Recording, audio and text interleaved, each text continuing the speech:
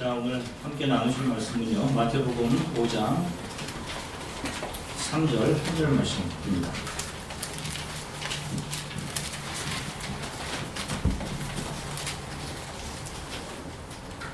마태복음 5장 3절. 자, 찾으셨으면 함께 하나님 말씀을 읽으시겠습니다. 마태복음 5장 3절 함께 읽으시겠습니다. 심령이 가난한 자는 복이 있나니 천국이 그들의 것이며. 아멘. 아멘. 잠시 기도하겠습니다.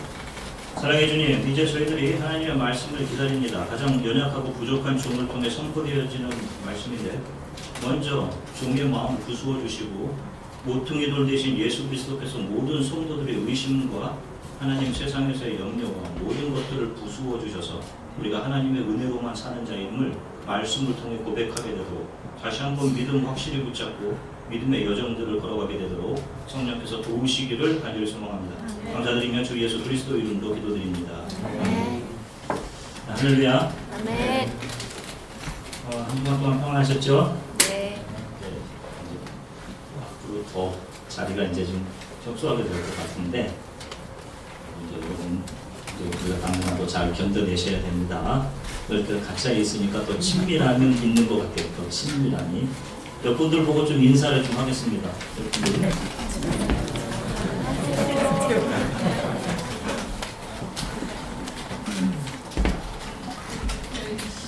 자, 제가 다음 주부터는 옷을 좀 편하게 입고 하려고 합니다.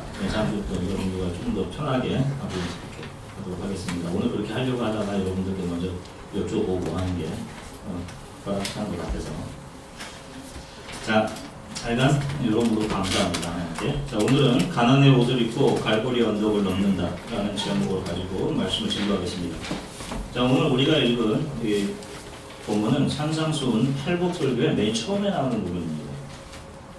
예수님께서는 심령이 가난한 자가 복이 있나니 천국이 저희 것이다 이렇게 말씀하시면서 심령의 가난을 천국 백성의 자격으로 말씀을 하고 계셔요.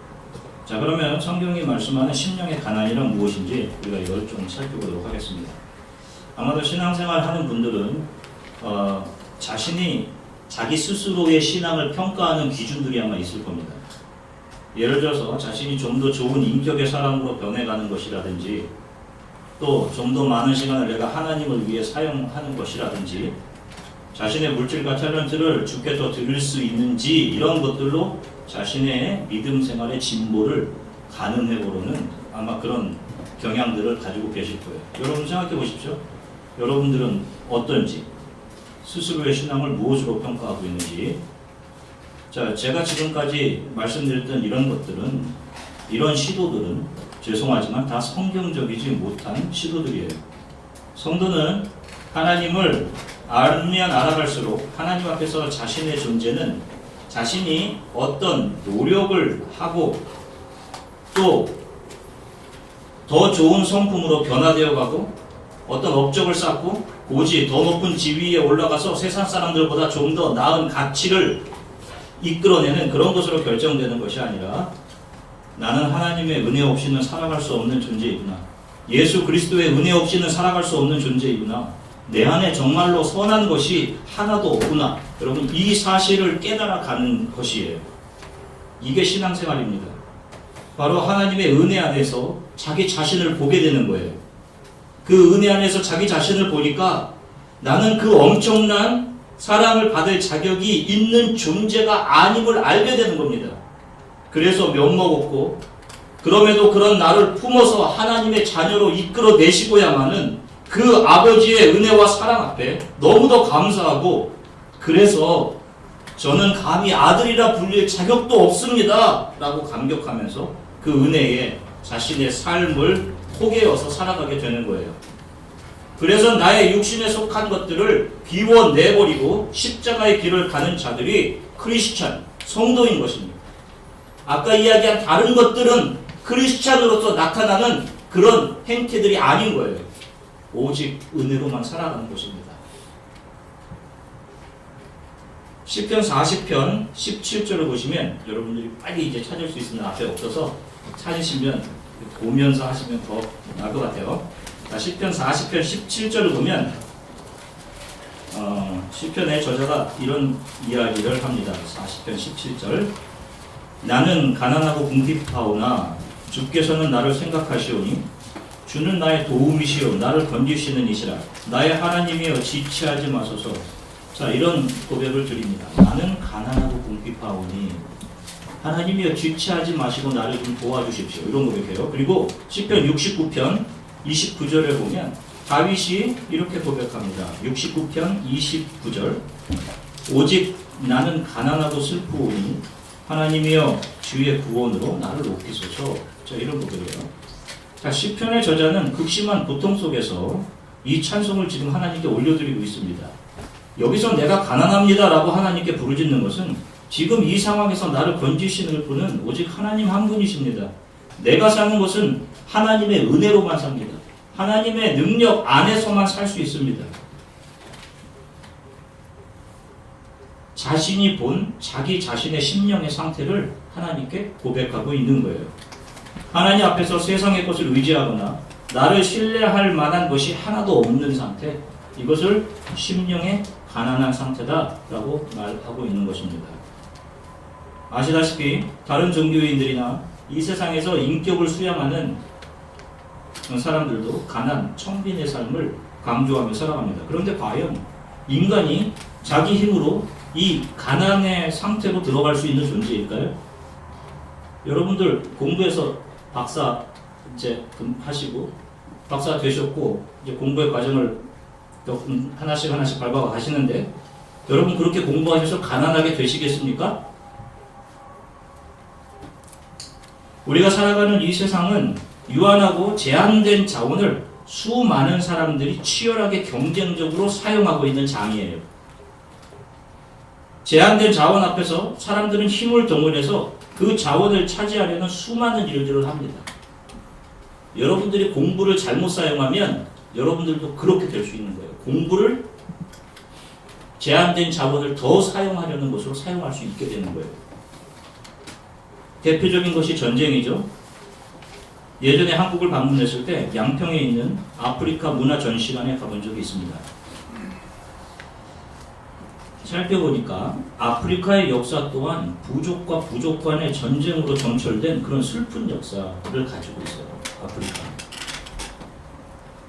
제한된 식량을 차지하기 위해서 척박하니까 땅이 서로 죽이고 빼앗고 더 강해지기 위해서 창의 날을 더 뾰족하게 날카롭게 하고 그래서 식량을 차지한 강한 부족이 살아남아 보존케 되는 그런 역사를 아프리카 문화관을 통해서 볼 수 있었어요.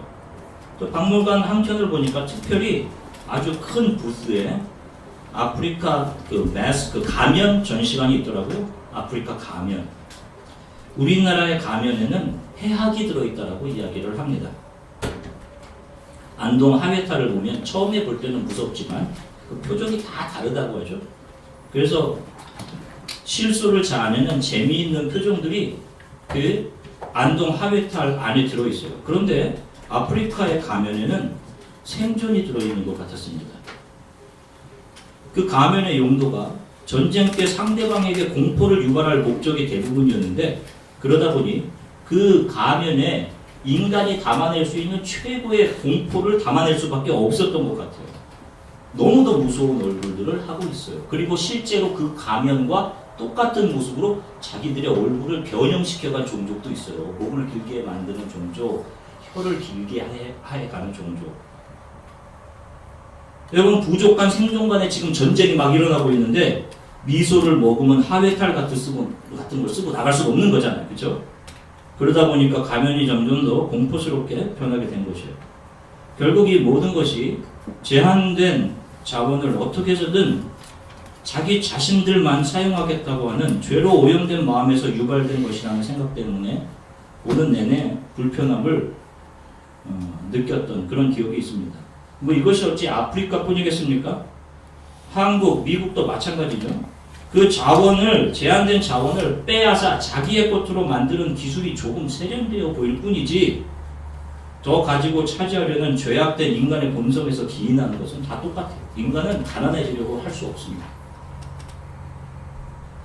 몇 년 전 유나와 함께 그 부활절 전 토요일을 하는 에그 헌팅에 참여한 적이 있어요. 에그헌팅 아시죠? 여러분? 플라스틱 달걀 같은 거 안에 아이들이 좋아하는 뭐 사탕이나 여러 가지 다양한 거를 그 집어넣고 심지어는 25센트짜리 동전도 들어있더라고요. 보니까. 에그헌팅 시작 호각이 울리면 가관입니다. 아주. 뭐 달려가서 마구 주워담는데 맨 처음 유나가 한 2번, 3번 정도 참여했던 것 같은데 맨 처음 참여할 때 2살 때였어요. 뭐 호각이 불던 말든 뭐 그래서 느릿느릿 가니까 가면 아무것도 없습니다. 다 주워가서. 그러더니 그 다음에는 칼을 난 것 같아요. 호박 소리가 나기 무섭게 달려가서 마구마구 주워대더라고요. 그런데 어디서나 그런 것처럼 항상 늦게 오는 아이들이 있습니다. 근데 그런 늦게 오는 아이들이 참 측은해 보이는 것은 바구니는 큰 바구니를 갖고 와요. 그러니까 없죠. 다 주웠으니까 다른 아이들이.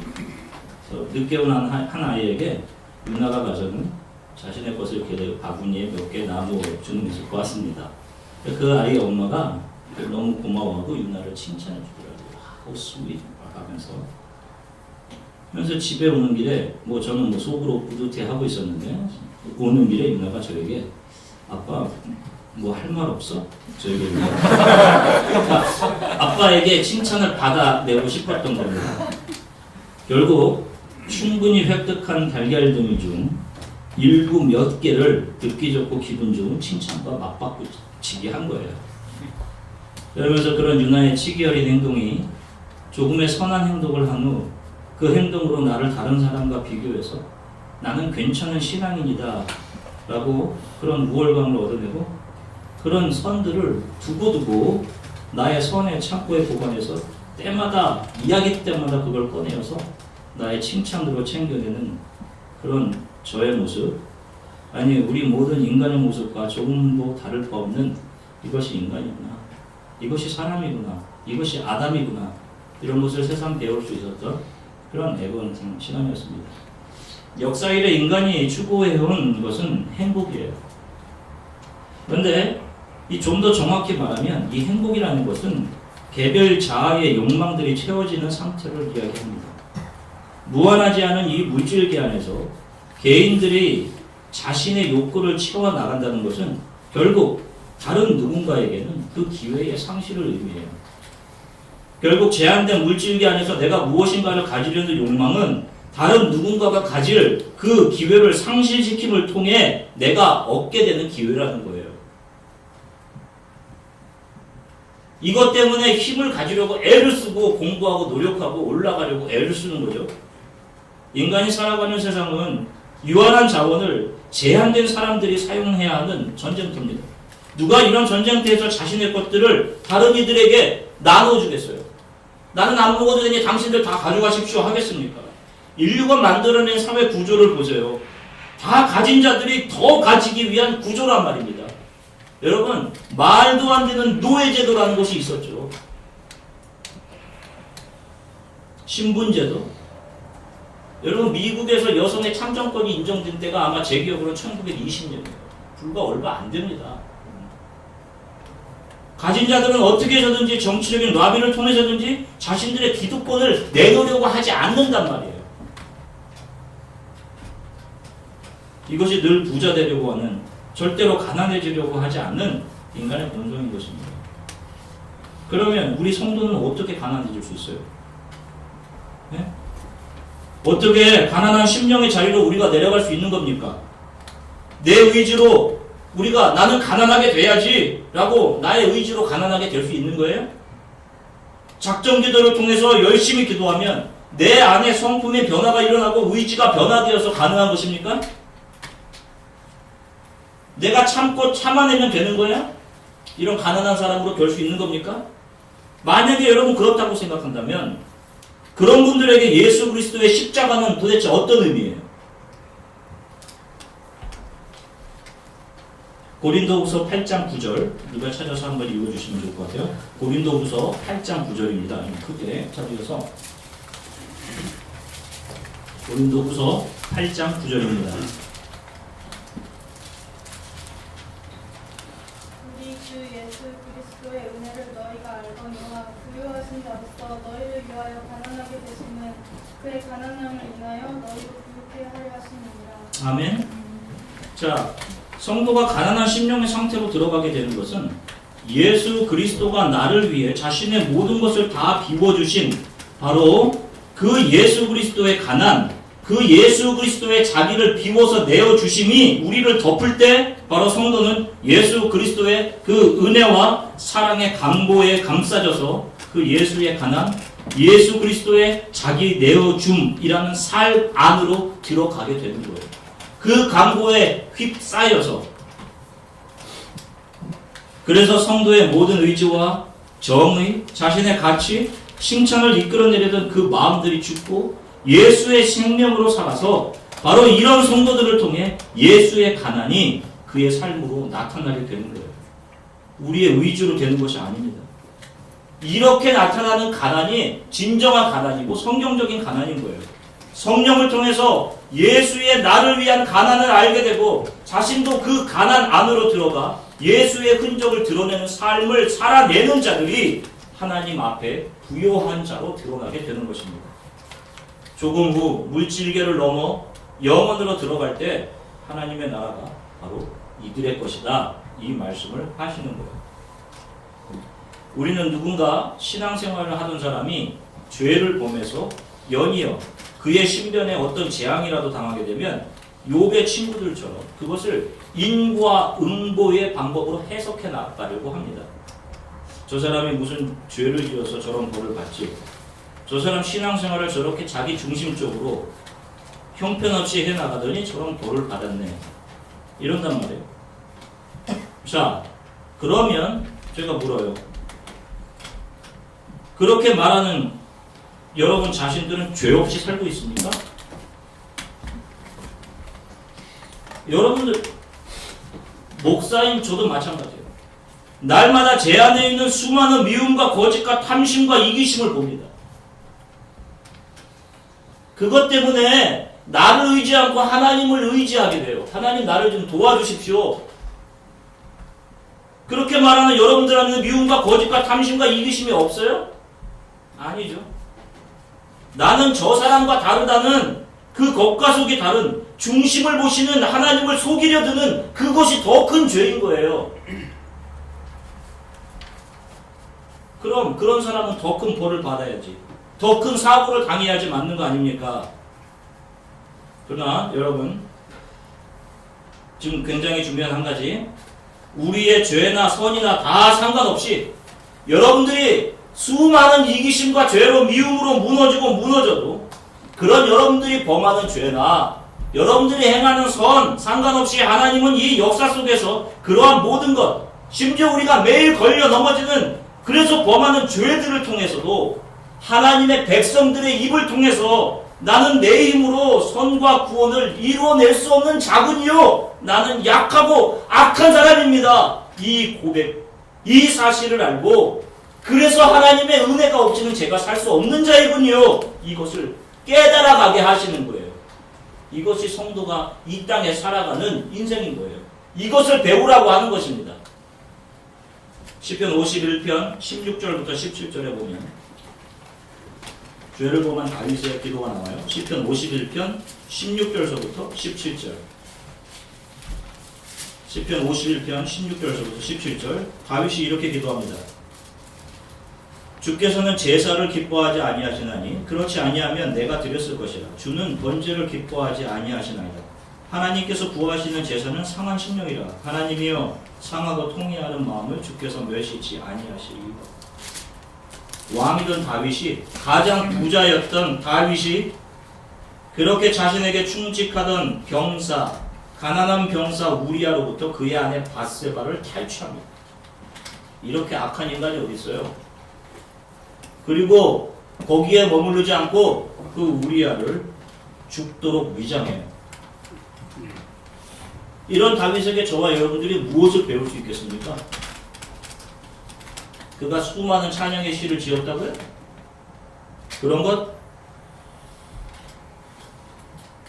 그런 죄를 짓지 말고 그 순간에 참았어야지. 그런 죄를 짓지 않도록 쉬지 말고 기도했어야지 하는 훈수입니까? 다윗이 기도하지 않는 사람이었어요? 그의 수많은 찬양시가 다 기도의 시 아닙니까? 다윗의 이 모습이 죄를 범한 인간 아담의 모습이에요. 저와 여러분도 똑같은 이 모습입니다. 그는 죄를 지을 수밖에 없는 연약한 인간이에요. 죄를 짓지 않는 것은 인간의 의지로 참아서 이루어낼 수 있는 것이 아니란 말입니다. 자꾸 이런 오류들을 기독교에서 범하는데, 그렇게 죄를 짓고 자신이 엎드려 버리진 그 죄가 흐르는 것을 보면서 지금 다윗이 통회하고 있는 거예요. 내가 이런 사람이구나. 내가 이렇게 악한 인간이구나. 이것이 하나님을 떠난 나의 모습이구나. 하나님 나를 불쌍히 여겨주십시오 하고 하나님의 은혜만, 그 하나님의 긍휼만이 나를 덮으셔야만 내가 살 수 있는 존재임을 자각하고 있는 거예요. 바로 이것을 하나님은 우리가 인생을 살아가면서 그 인생 속에서 신앙생활이라는 것 속에서 이것을 배우고 알아가기를 원하시는 거예요. 저는 제가 수술받기 전까지 저는 제가 나를 잘 컨트롤하는 소위 가장 이성적인 사람 중에 한 사람이라고 생각했어요. 수술을 받고 났더니 제 오른쪽에는 콜로스토미 백, 인공 항문이 차져 있었습니다. 저 결혼하기 전에 그렇게 나 자신을 신뢰하고 나의 이성을 수만까지, 뭐 그 정도까지는 아니었지만 나름대로 이성적인 사람이라고 생각했던 나, 바깥에 나가면 이 콜로스토미 백이 터집니다. 이게 터지면 분비물이 다 밑으로 흘러내리면서 바지를 적셔내려요. 길 벤치에 앉아서 사람들이 하나도 없을 때까지 눈물을 흘렸던 기억이 있습니다. 그러면서 그런 고백을 했잖아요. 이게 접니다. 이게 접니다, 하나님. 지금까지 제가 교만하면서 해봤습니다. 제가 할 수 있는 것이 아무것도 없습니다. 여러분들의 능력으로 죄를 참아서 성화를 이루는 게 아니에요. 성화는 성령께서 우리 안에서 이루어 가시는 겁니다. 그래서 성도는 내가 사는 것은 하나님의 다 은혜입니다 라고 고백하고 찬양할 수 있는 거예요. 다윗이 기도하는 것이 이거예요. 나는 모태에서부터 악한 자입니다 하는 거예요. 이런 자기의 고백과 하나님이 원하시는 것은 오직 그분의 긍휼과 사랑, 은혜만으로 살아가는 것임을 알아서 그 정말로 악한 그 죄를 지었음에도 자신의 그 죄성을 아파하면서 상한 심령으로 가난한 마음으로 내가 이런 사람입니다 통회하면서 하나님의 은혜 앞으로 나아가고 있는 거예요. 그리고 하나님은 그런 다윗을 물리치지 아니하시고 지금 너는 내 아들이다 라고 하면서 그를 안아주시는 것입니다. 상한 심령이 바로 하나님 앞에서 내가 다 부서지고 깨진, 그래도 내가 괜찮다고 생각하던 나의 정의, 의지가 다 깨어져서 텅 비어있는 상태, 심령의 가난, 바로 이 상태를 말하는 것입니다. 그렇기에 심령이 가난한 자는 매일매일 기도하는 것이 하나님 나를 좀 도와주십시오 라고 매달리며 그 하나님의 은혜만을 매일 구하며 살아갈 수밖에 없게 되는 거예요. 예전부터 참 궁금했던 것이 있습니다. 신앙의 어른들의 모습이에요. 교회에서 안수 집사님 되고 장로님 되면 예수님 비슷한 모습이 좀 나와야 되잖아요. 우리가 청년들이 내가 앞으로 한 40년 신앙생활하면 저런 모습으로 가겠구나 하는 그런 예수 그리스도 닮은 모습이 나와야 되는 거 아닙니까? 성령이 사람들을 그렇게 만들어 가시는 거잖아요. 그러면 그런 삶이 나와야 되는 거잖아요. 그죠? 참 많은 분들이 교회에서 직분이 올라감에 따라 더 아름다운 신앙의 예수 그리스도의 자취를 풍겨내는 것이 아니라 더 권위적이고 나오는 말과 생각은 다 자기 자신이 절대적인 진리요 법이고, 그렇게 교회에서 자기가 가진 자신의 직분의 위치에 따라서 성도들의 머리 위에 군림하려고 하는 모습. 예수는 광고도 없고 자기가 교회의 왕들이 되어 있어요.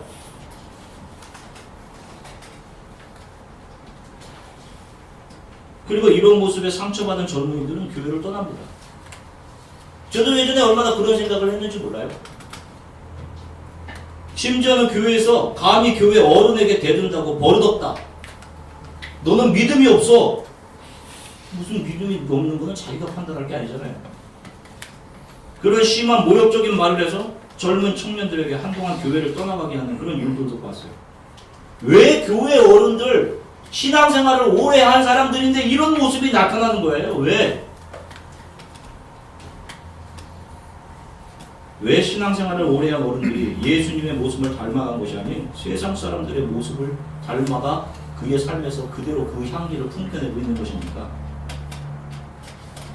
성경 어디에서 예수께서 제자들을 한심하게 여겨서 제자들에게 모욕적인 말을 하거나 채찍을 들어서 그들을 깨우치려고 하신 적이 있어요? 요한복음 13장 13절서부터 15절을 보시면 예수님께서 이런 말씀하셔요. 요한복음 13장 13절부터 15절. 너희가 나를 선생이라 또는 주라 하니 너희 말이 옳도다. 내가 그러하다. 내가 주와 또는 선생이 되어 너희 발을 씻겼으니 너희도 서로 발을 씻겨주는 것이 옳으니라. 내가 너희에게 행한 것 같이 너희도 행하게 하여 본을 보였노라. 자, 당시 랍비들은 자신이 랍비라는 이유로 무사람들에게 존경받는 것을 당연하다고 여겼어요. 나는 랍비니까 당연해, 존경받는 게. 내가 일주일에 2번 금식하고 11조 꼬박꼬박 하니까 내가 존경받는 걸 당연하다. 이런 생각했단 말이에요. 자신들의 생각이 일반 사람들보다 더 절대적이고 자신들이 삶으로 만들어내는 것이 규법이요 율법이다, 이런 생각을 했어요. 근데 지금도 이런 생각을 그대로 하는 사람들이 교회 안에 있어요. 그런데 예수님은 뭐라고 하십니까? 너희가 나를 선생이라고 부르고 주여 주여라고 하는데 그래, 그거 맞아. 그런데 내가 선생과 주로서 너희에게 한 일이 무엇인지 봐라. 내가 선생과 주로서 너희에게 한 일은 너희 발을 씻겨준 거야. 너희들을 섬기고 너희들에게 나의 모든 것을 내어준 거야. 이거 말씀하신 거예요. 발을 씻기는 것은 당시 선생되었던 바리새인들이나 서기관들의 사고에 의하면 종들이 하는 일이지 선생이 하는 일이 아니란 말이에요. 그거는 종들이 하는 일이지. 그런데 예수님은 선생과 주의 위치에서 그들 앞에 무릎을 꿇고 연약한 그들이 하나님의 은혜와 하나님의 나라의 가치를 발견하도록 숨겨주고, 그렇게 부족하고 급한 성격으로 날뛰고 설치던 베드로를 장차 이 반석 위에 교회를 세울 것이다 라고 격려하시고요. 결국에는 그들을 위해 자기 자신의 모든 것을 내어주시는 십자가의 길을 가시고, 이 모습이 모든 크리스찬들에게 나타나야 하는 예수의 흔적이에요. 이게 의지로 되는 것이 아니에요. 이게 없으면 지금 십자가의 길이 아닌 자기 영광의 길을 가는 거예요. 그 길은 좁은 길이 아니라 넓은 길이고 결국 영원한 지옥 심판으로 떨어지는 길을 가고 있는 겁니다. 하나님이 나에게 덮어주신 그 은혜를 모르기 때문에 날카롭고 교만하고 자신의 가치를 챙겨내려고 하는 거예요. 세상이 불려주는 것을, 세상이 자기를 불러주는 것을 자신의 아이덴티티로 삼고, 자신의 권위를 가지고 자신의 능력을 인정받고 자신이 존경받을 가치가 있다고 여기고, 존경과 칭찬, 내가 생각하는 대로 하는 것이 바른 것이다 라고 하는 세상의 기준과 자기 생각으로의 복종에 대한 요구는 이 세상에서나 통용되는 일이에요. 그건 하나님의 나라의 원리가 아닌 것입니다. 하나님 나라의 원리는 섬김과 자기 자신을 내어줌, 이것을 한 단어로 요약한 것이 마음이 가난해진 것이에요. 여러분, 도대체 우리가 예수 그리스도, 예수를 믿는다는 것이 무엇을 의미하는 걸까요? 예수를 믿음으로 나는 어떤 바람을 가지고 있으며 그런 바람은 오늘까지 나를 어떤 사람으로 이끌어 왔다고 생각하십니까?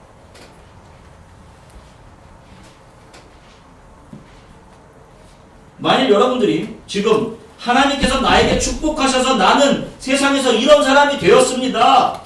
만일 여러분들이 지금 여러분들이 뭔가 잃은 것 같은 여러분들의 상태를 근거로 예수 믿음에 대한 증명을 하려고 하고 있다면 죄송하지만 지금까지 여러분들은 잘못된 신앙생활을 걸어오셨을 가능성이 커요. 세상에 수많은 기독교인들이 빠져있는 오류가 무엇인가 하면 예수를 믿어서 내가 세상에서 어떤 괜찮은 존재가 되었다는 그런 자신의 가치를 드러내는 길이에요. 이것이 축복입니까?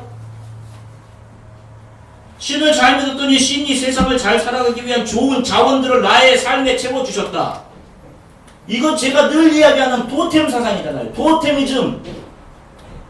이런 것은 기독교가 아니라 어느 민족에게도 어느 사람에게도 있는 자신이 살아가는 동안 잘 되고자 하는 그것을 신으로부터도 얻어 누리고자 하는 토테미즘인 것이지 예수님께서 말씀하신 믿음, 복이 아닌 것이에요. 결국 이런 것은 이 땅을 살아가는 동안 하나님으로부터 나라는 이 땅에서의 존재를 다른 사람보다 더 가치 있는 것으로 인정받고 좀 더 이 땅에서 윤택하게 살아보고자 하는 죄 속에 살아가는 아담들이 세워가는 바벨의 연장선일 뿐이에요. 우리가 예수님을 알아갈수록 배우는 것은 하나님의 영광의 빛 아래서 발견된 나를 내가 정의로운 것, 선한 것이 하나도 없구나. 내가 살아가는 것, 내가 살아 숨쉬는 모든 것이 하나님의 은혜구나. 이 사실을 배워가는 거예요. 여러분, 이것이 신앙이에요. 이런 신앙생활로 하루하루를 살아가셔야 됩니다. 오늘 하루 현재를. 이 안에 나의 높아짐, 세상 사람들이 나를 불러주는 그 지위, 심지어는 교회 안에서도 그 알량한 지위들, 이런 것들은 다 무너져 산상조각 나버리는 거예요. 모트림을 도우신 예수님께 부딪혀서. 그리고 주의 발 앞에 또 성도들 서로들 발 앞에 엎드릴 수 있는 것입니다. 서로에게 날카로울 수가 없는 거예요. 이런 신앙인들을 만나보신 적이 있으세요, 여러분? 저는 여러분들이 이런 신앙인들로 가난해져 가기를 원해요. 이런 신앙인들이 참 예수 안에 있는 자들이며 이 세상이 아닌 천국의 영광을 발견하고 믿음의 행보를 하는 자들이며 이러한 자들이 바로 오늘 본문이 말씀하는 대로 가난한 자들인 것입니다. 여러분, 이것을 위해서 날마다 기도하십시오.